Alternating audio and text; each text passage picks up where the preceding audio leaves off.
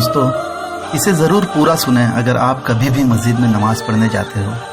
اس سے پہلے کہ میں اپنی بات رکھوں، میں آپ کو ایک چھوٹا سا واقعہ سنانا چاہتا ہوں جسے میں نے بہت محسوس کیا ہے۔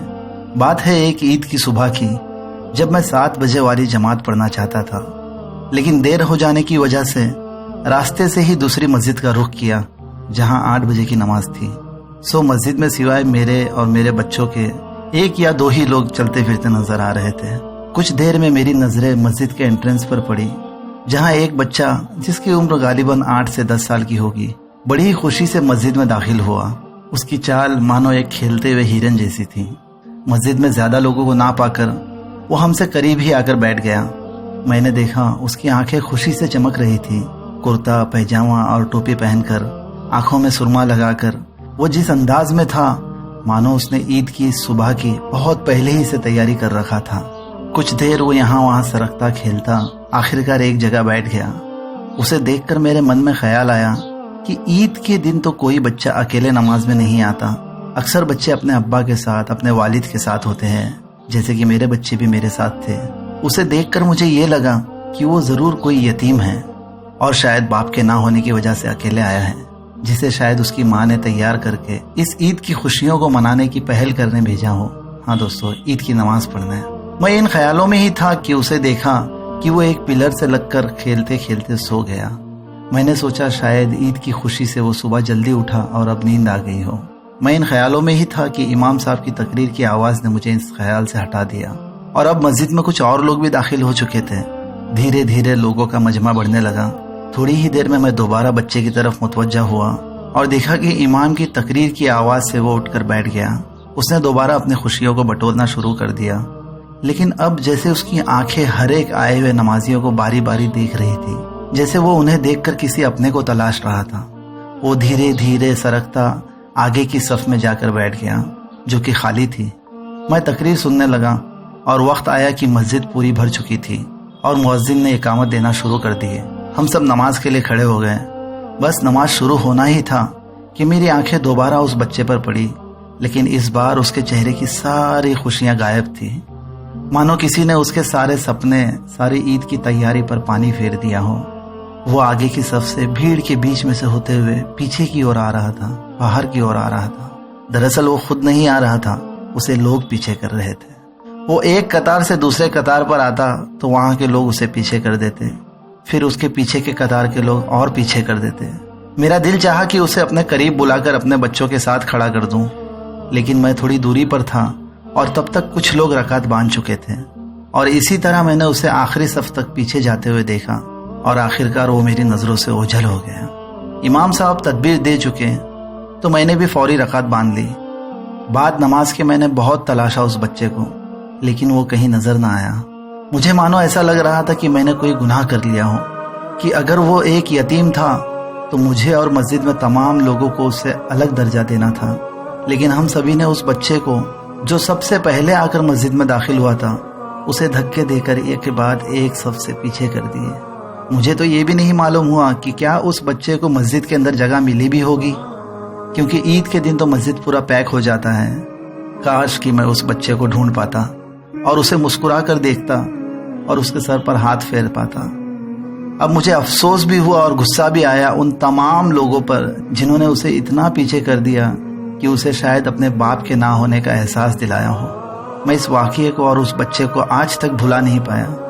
ہاں دوستو، یہ اس لیے ہوا کہ مسجد میں آنے والے بیشتر لوگوں کے دماغ میں یہ بھر گیا ہے کہ بچے کے صف میں رہنے سے نماز ہی نہیں ہوگی، اور نتیجتاً جانے میں انجانے میں ہم نے ایک شاید یتیم یا ایک غریب بچے کو اپنے بیچ میں کھڑا ہونے نہیں دیا، جبکہ اس کا حق تھا کیونکہ وہ سب سے پہلے آ کر بیٹھا تھا وہاں۔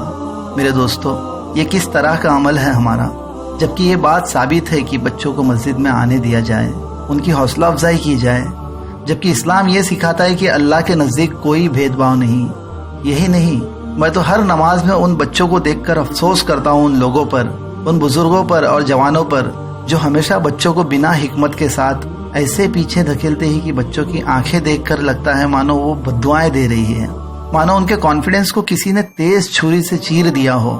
اب اس معاملے پر چونکہ ہمارے امام بھی بہت زیادہ نصیحت نہیں کرتے لوگوں کو، سو یہ معاملہ ایسا بن گیا ہے کہ بچوں کو जिनकी उम्र 10, 12 यहाँ तक कि 15 वालों को भी पीछे कर देते हैं। यहाँ तक कि बच्चे नमाज शुरू कर चुके तब भी उन्हें उठाकर या धकेल कर पीछे कर देते हैं, और जब पीछे के सफ में दूसरे बड़े आते हैं तो वो वापस उन्हें पीछे कर देते हैं, और फिर यही सिलसिला जारी रहता है यहाँ तक कि बच्चे एकदम से पीछे हो जाते हैं। मैंने तो यहाँ तक देखा हूँ कि बच्चों के आंखों में आंसू तक तैर जाते नमाज की हालत में, इन बड़े और बुजुर्गों के इस रवैये से। हम उन बच्चों को उठाकर पीछे कर रहे हैं जो फजर के वक्त भी उठकर सबसे पहले मस्जिद में दाखिल हुए और आगे सफ में जाकर बैठे हैं। उन बच्चों को पीछे कर रहे हैं जिन्हें एक तरफ हम 10 साल के होने पर डांट रहे, पीट रहे, नमाज भेज रहे हैं। नतीजतन कुछ बच्चे तो अब घर से निकलते हैं लेकिन मस्जिद में ही नहीं जाते, क्योंकि उन्हें जबरदस्ती छोटा साबित करने में लगे हैं हमारे ये बुजुर्ग। कुछ बच्चे तो पहले ही से जाकर मस्जिद के कोने में खड़े हो जाते, भले ही पूरे मस्जिद के मुसल्ले जो खाली रहे, क्योंकि उन्हें पता है कि 4 रकात खत्म हुए तक आखिरकार उन्हें बिल्कुल पीछे कर दिया जाएगा। और कभी कभी तो ताज्जुब बताइए कि उस कोने में खड़े बच्चे को भी दरवाजे की ओर धकेल दिया जाता है अगर मस्जिद पूरी भर गई हो, और देर से आए हुए आखिरी रकात में पहुंचे हुए लोगों को अगर जगह ना मिले तो। मैंने खुद कई शरारती बच्चों से मोहब्बत के साथ बात किया, उनसे मिला, सलाम में पहल किया, उन्हें मर्तबा दिया, तो नतीजे में वो बच्चे अब सिंसियरली नमाज पढ़ते हैं। फिर भी बच्चे अगर शरारत कर लें तो हम उनसे दोबारा मोहब्बत से पेश आए। इस्लाम का तरीका तो वो है जिसने बड़ों बड़ों को ठीक कर दिया, और ये तो हमारे बच्चे हैं। और इस बात को लेकर मैंने कई मर्तबा लोगों को समझाना चाहा और लोगों से बात किया, लेकिन नतीजा ये देखा कि इनके दिमाग में एक किस्म का ताला लगा है और वो उससे ऊपर नहीं सोचना चाहते। कोई ये जवाब देता है कि कंधे से कंधों का मिलना जरूरी है, तो मैं पूछता हूँ कि क्या कोई नाटा आदमी या बहुत ऊंचा आदमी अगर सफ में आ जाए तो आप उसे उठाकर पीछे फेंक दोगे? कोई ये जवाब देता है कि शरीयत में बच्चों को सफ में खड़ा करना मना है। अफसोस कि इन्होंने अपनी नई शरीयत बना दी है। ताजुब हुआ उस वक्त जब यही लाइन एक बड़े मस्जिद जो कि किसी इलाके का मरकज भी है, वहाँ के इमाम ने भी यही कहा, लेकिन थोड़ी बातचीत के बाद कहा कि यह हमारे ट्रस्ट का रूल है, जैसे ट्रस्ट के रूल को शरीयत के ऊपर लाद दिया हो। खैर, बच्चों को हम बचपन में मस्जिद से दूर कर रहे हैं अपने इस अमल से, जबकि उनमें ये आदत डालनी है कि उन्हें मस्जिद में आकर खुशी मिले, वो मस्जिद में आना सीखें, उन्हें मुसलमानों की इज्तिमाइयत और मजबूती का पता चले, उनके अंदर कॉन्फिडेंस आए, और सबसे पहले तो उनके अंदर मस्जिद में आने का और अल्लाह और दीन से रिश्ता बढ़ाने का जज्बा और आदत आए उनके अंदर। लेकिन हमारे बड़ों को इन बातों से क्या, उन्होंने बस जैसा लोगों को करते पाया या सुना उसी पर अमल बरपा हो गए। आइए अब जरा मुख्तसर में इस बात को जाने कि क्या वाकई में शरीयत बच्चों को मस्जिद में आने से या बड़ों के सफ में खड़े होने से रोकता है? नहीं, बल्कि हमारे सामने ये बात है कि अल्लाह के रसूल सल्लल्लाहु अलैहि वसल्लम अपने सुजूद को लंबी कर देते जब उनके नमाज़ें उनकी पीठ पर होते।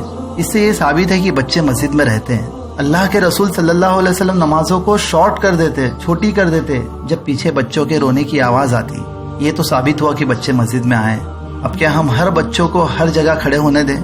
नहीं, इस्लाम हमें दरमियाना रवैया सिखाता है। हम बच्चों को आने दें, जिनमें कुछ बहुत सिंसियर है तो कुछ शरारती भी। अब बच्चों के वालिद या कोई बड़े उनके साथ है तो उन्हें उन्हीं के साथ रहने दें, और अगर नहीं भी है और कुछ बच्चे जैसे 4 या 5 बच्चे सफ में पहले ही से हैं, तो ये तो और बेहतर होगा कि उन्हें बड़ों के बीच में ही रहने दें, ताकि वो मस्ती से गुरेज करें और खुशू के साथ नमाज पढ़ना सीखें। या बच्चों को अलग अलग सफ में तकसीम कर दें, और अगर वो पहले ही से तकसीम है तो वैसा ही रहने दें उन्हें। हाँ, किसी जगह अगर बहुत ही ज़रूरत महसूस हो तो बच्चों को नमाज से पहले ही एहसन तरीके से बहुत ही मोहब्बत और हिकमत के साथ एक बाजू की ओर कर दें, ना कि पीछे करें। लेकिन अगर कोई नमाज शुरू कर चुका है तो बेहतर है उसे वहीं रहने दें। नमाज में पीछे करना मुनासिब नहीं, खासकर उन बच्चों को जो कुछ हद तक बड़ी उम्र के हैं। किसे पता है कि किसकी नमाज अल्लाह के नज़दीक कबूलियत रखती है। देखने में तो ये भी आया कि बड़े लोग ऐसे बड़े बच्चों के नमाज की हालत में उनके सामने से जाने से भी गुरेज नहीं करते हैं, जैसे इन बच्चों की नमाज ही नहीं है। कई मर्तबा तो ये हुआ कि मैं नमाज की हालत में हूँ और बाजू में खड़े बच्चे की हरकतों से तो कुछ नहीं हुआ, लेकिन उस बच्चे को कुछ बुजुर्गों के चिल्लाने और बड़बड़ करने से नमाज मेरी खराब हुई। मतलब हमारे बड़ों में हिकमत ही नहीं है। वो जिस चीज़ के लिए उस बच्चे को रोक रहे, उसे चिल्ला रहे, वो उसी चीज़ में और ज़्यादा तकलीफ दे रहे हैं। बच्चे की हरकत से तो इतनी तकलीफ नहीं हुई जितनी कि उनकी आवाज़ और उनके बड़बड़ करने से हुई। मैंने ये भी महसूस किया कि ये जो बड़े बुजुर्ग लोग हैं, इन्होंने शायद बचपन में मस्जिद का मुंह तक नहीं देखा होगा, या फिर इन्हें भी लोगों ने ऐसा ही पीछे कर दिया और अब ये भी वैसा ही करते हैं, और शायद ये बच्चे भी बड़े होने के बाद ऐसा ही करेंगे या फिर मस्जिद आना ही छोड़ देंगे। खैर, वालिदैन भी मस्जिद में इस बात का ख्याल रखें कि बहुत छोटे बच्चों को जो बिल्कुल नहीं समझेंगे वो पेशाब या कोई गंदगी कर सकते हैं, तो उन्हें मस्जिद में ना लाएं या फिर उन्हें हर चीज़ से फारिग करके लाया जाए। और वालिदैन का ये भी अहम रोल हो कि वो अपने बच्चों को हमेशा खासकर मस्जिद भेजने से पहले मस्जिद का एहतराम करना सिखाए, मस्जिद के एथिक्स को रिमाइंड करे, ताकि बच्चे भी सही तरीके से नमाज पढ़े और मस्जिद को, जो अल्लाह का घर है, वहाँ शरारत और मस्ती करने से गुरेज करें और दूसरे नमाजियों की नमाज में भी डिस्टर्बेंस ना करें। लेकिन मैं सबसे ये दरख्वास्त करूंगा कि मस्जिद आए हुए बच्चों के साथ हिकमत से पेश आए, और जो बच्चे पहले ही से आकर आगे की सफ में हो तो हमें यह हक नहीं है कि हम नमाज शुरू होने के बाद या बिल्कुल आखिर में आकर उन बच्चों को पीछे धकेल दें। और आखिर में इस बात को याद रखें कि नबी सल्लल्लाहु अलैहि वसल्लम बच्चों से मोहब्बत करते और उनके साथ बहुत ही रहम से पेश आते हैं। क्या हम भी अपने नबी सल्लल्लाहु अलैहि वसल्लम की इस सुन्नत को अपनाते हैं? दोस्तों, इस बात पर गौर करें और सभी वालिदैन भी इस बात पर गौर करें अपने बच्चों को मस्जिद भेजने से पहले, और मस्जिद में आए हुए बच्चों के साथ तमाम बुजुर्ग और बड़े जो हिकमत से पेश आए उन्हें मर्तबा दें, उनके साथ हुस्न सुलूक करें और बुजुर्गों से, इमाम से इस बात पर नसीहत भी लें, इस पर और मज़ीद जानें। और हमारे जो बुजुर्ग लोग हैं, उलमाए दीन और इमाम, तमाम लोग इस बात पर रोशनी डालें और सही तरीके से रहनुमाई करें लोगों की।